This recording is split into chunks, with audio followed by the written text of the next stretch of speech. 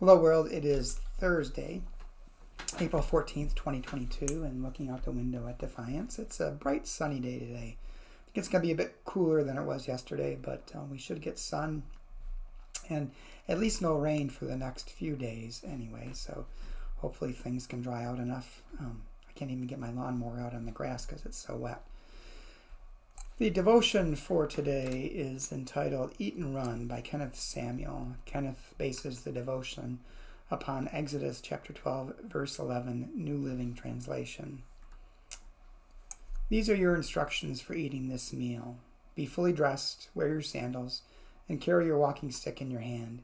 Eat the meal with urgency, for this is the Lord's Passover.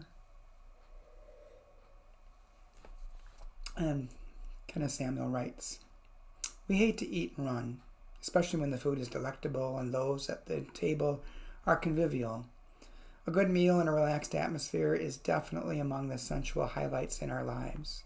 But the Passover and the Eucharist are different kinds of table gatherings. They were never intended to satiate us.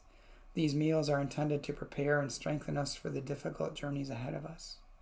When the Israelites gathered for the first Passover feast, they were instructed to come to their tables fully outfitted and prepared to embark upon the challenging freedom march out of Egypt to Canaan.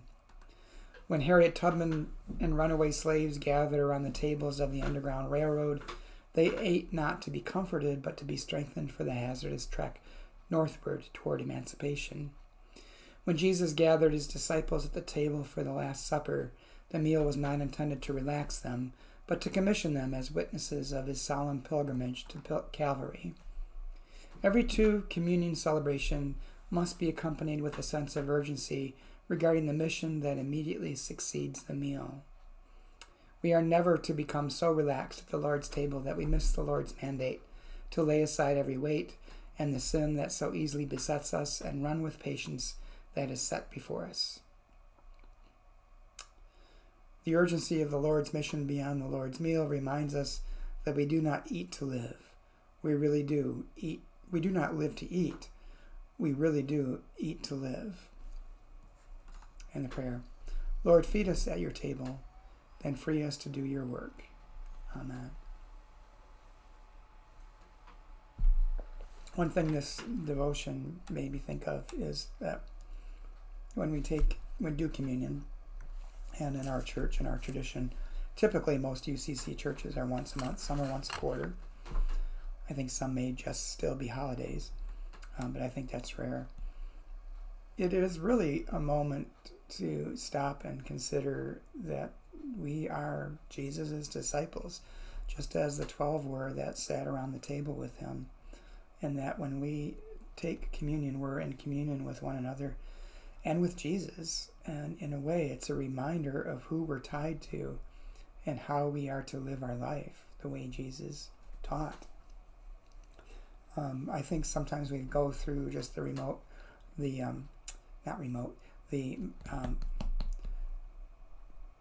do everything by rote and go through the rote actions without stopping to really think about what it is we're doing and what we're participating in and how we're to live.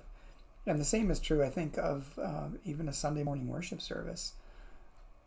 What its really real intent is, yes, it is to worship God, but it's also to serve as a reminder, as an encouragement for us as to how we are to live in the world the rest of the week. It's just not something to do on a Sunday for an hour or to meet our friends for an hour. It is to revive our lives and revive our focus on God and in living as Jesus lived, embodying God. That's what we're called to do. Well, today is Monday, Thursday. We have a stew dinner tonight at 6 in the fellowship hall, and then worship at 7 in the sanctuary. And then Good Friday service tomorrow at St. Paul's United Methodist Church. Starts at 12. I'm doing the second reading, which is at 12:30. And then, of course, Easter Sunday worship is at 10:30. Music starts about 10:15. We are doing a breakfast at 9 o'clock. So if you can make it, please join us.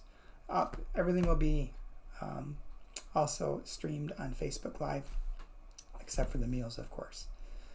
Hope you have a good day, and hope to see you soon.